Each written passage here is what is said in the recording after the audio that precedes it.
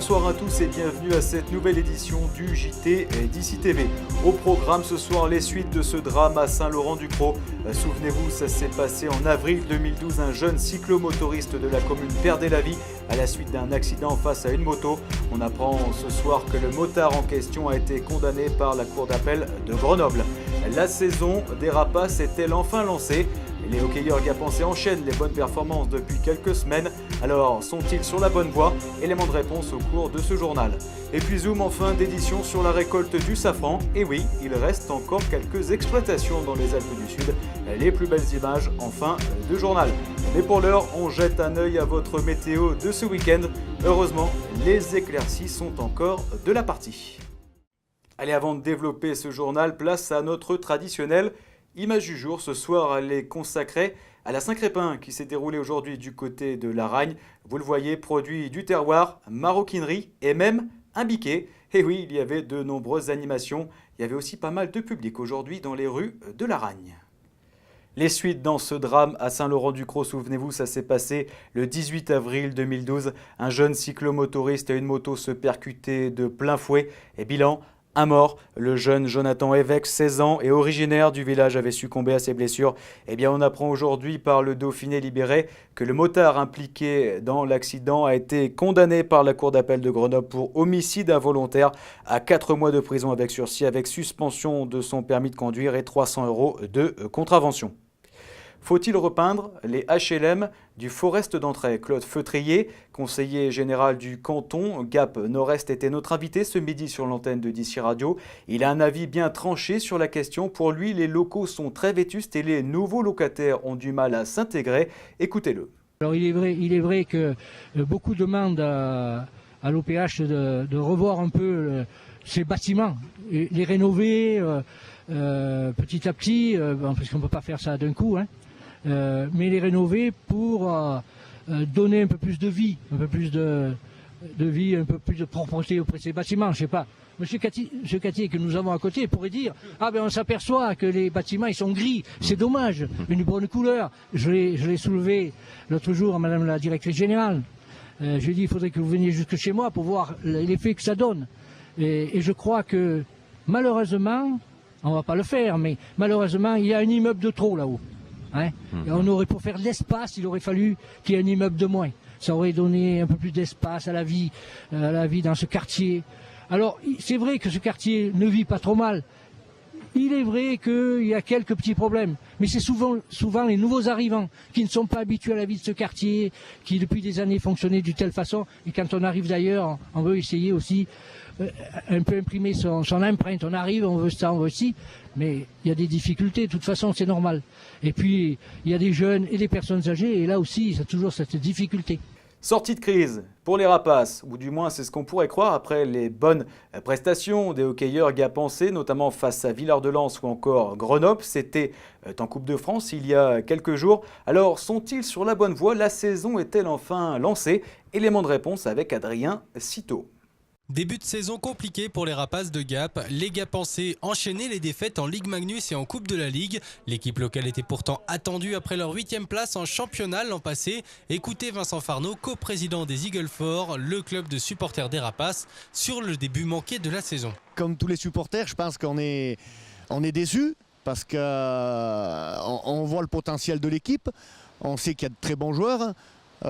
Capable de rivaliser avec n'importe qui, et comme le disaient même les joueurs, les équipes ont peur de venir à Gap quand même. Pour les supporters, c'était un peu d'impatience de voir des résultats, quoi. Et bon, le doute s'installe après, on se dit est-ce qu'on va être capable de gagner un match, est-ce que la spirale négative va continuer. La spirale négative a bien continué. Après le championnat, 2 accidents graves viennent frapper 3 joueurs. 2 accidents coup sur coup qui ont fragilisé l'équipe et le bureau du club. Pour Philippe Vial, coprésident, les nouvelles étaient très difficiles à encaisser. C'est les enfants du club, c'est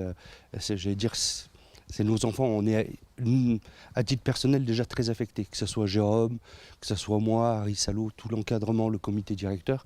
Nous avons tous été très très touchés. Ensuite, au niveau de l'équipe, C'était un vrai coup de massue pour l'ensemble des joueurs, quoi. Avec des périodes d'inquiétude, des périodes de doute. La façon de le gérer, c'est une façon qui est très humaine. On se recentre sur nous-mêmes, d'ailleurs on l'a vu au niveau des joueurs. Un rapprochement naturel qui se fait. On voit que le hockey est une véritable famille à ce niveau-là. Une belle famille qui n'a jamais cessé de soutenir les 3 jeunes joueurs, comme à Amiens où les supporters ont déplié une banderole de soutien. Aujourd'hui, l'équipe affiche 2 victoires et un match référence. Michael Pérez, attaquant au centre chez les Rapaces, commente l'envie de bien faire qui anime le groupe. Envie de bien faire et puis engranger des points. On est toujours à 0. Là, c'est important de prendre des points maintenant et on va tout faire samedi contre Amiens pour amener ces points. On va prendre les matchs les uns après les autres. Je pense que c'est le mieux ce qu'il y a à faire dans les moments comme ça. La crise est derrière, il ne reste donc qu'à confirmer les excellentes prestations en Ligue Magnus. Parions que les Rapaces n'ont pas fini de nous surprendre, ils pourraient même bientôt sortir les griffes. À vos montres, prêts, changez. Et oui, on change d'heure dans la nuit de samedi à dimanche. Rassurez-vous, vous allez dormir 1 heure de plus puisqu'on recule d'1 heure. Et oui, c'est pas simple à comprendre, mais bon, on a demandé à un horloger de Gap de nous aiguiller pour ce week-end. Alors ce week-end, on va enlever 1 heure à votre horloge. Donc on va dormir 1 heure de plus. Ce qui va être bien pour ceux qui aiment la grasse matinée. Alors il y a certaines horloges ou montres qui se mettent automatiquement à l'heure. Elles sont appelées radio-contrôlées. Après, il faut mettre directement l'heure de chaque pendule. Ici, on a beaucoup de pendules à changer d'heure. Heureusement, elles ne fonctionnent pas toutes. Alors, tout ce qui est pendule mécanique, il faut faire très attention. Il faut toujours aller en avant. C'est-à-dire, vu que ce week-end, on va devoir reculer d'1 heure, il va falloir qu'elle tourne 11 heures. C'est-à-dire qu'il faut toujours aller en avant. Donc, du coup, pas en arrière. Évidemment, donc du coup, il faut qu'il fasse le tour complet du cadran. Pour les montres, pour les montres et pendules à quartz, il n'y a pas de souci, on peut directement reculer.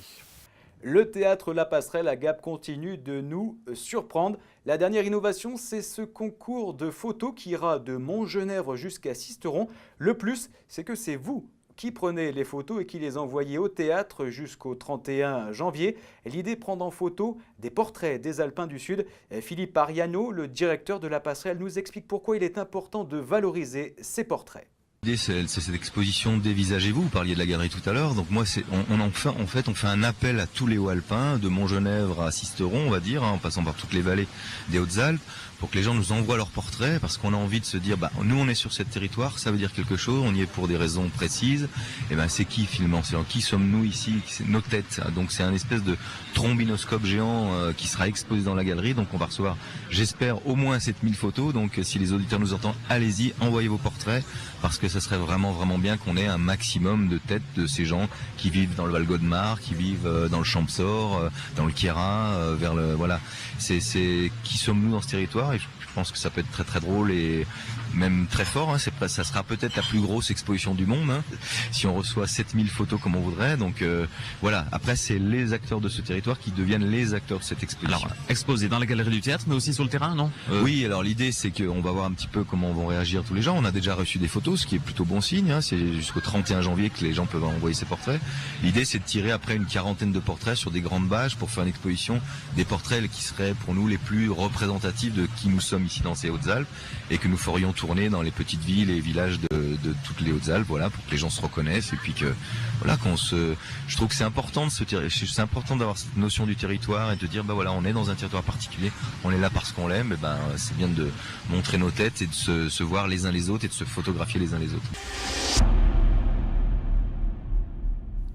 Il reste quelques safranières dans les Alpes du Sud et on est en train de récolter l'or rouge, notamment du côté de Ventavon. Adrien Citeau a pu assister à une récolte.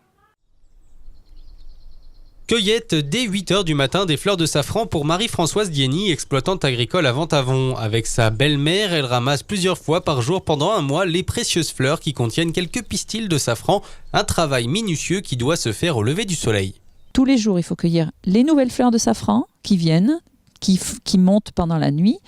Et il faut les cueillir avant qu'elles ne s'ouvrent, c'est-à-dire avant qu'il y ait trop de soleil. Parce que sinon, les insectes viennent butiner le safran et viennent salir le pistil en posant dessus du pollen qu'elle récolte sur les étamines. On compte les fleurs, puis on se dirige vers la maison pour procéder à l'émendage, c'est-à-dire ouvrir la fleur et récolter les pistils de safran. On a d'abord cueilli la fleur et ensuite on les ouvre, fleur après fleur, on ouvre, toujours avec ses ongles. On n'a pas besoin d'instruments, mais on a besoin de ses mains. Et on enlève de la fleur, on enlève le pistil, qui est rouge, qui est composé de 3 filaments, 3 brins ou 3 stigmates. Et on coupe le pistil entre le orange et le rouge. Les pistils sont gorgés à 80% d'eau, il faut donc les sécher, ce qui réduit leur poids. Pour cela, Marie-Françoise utilise un déshydrateur et cette année, elle compte bien dépasser son précédent record de 34 grammes de safran de l'an passé. À 30 000 € le kilo, c'est un commerce intéressant mais pas viable selon elle à son échelle. C'est un produit qu'on appelle l'or rouge parce qu'il vaut très cher.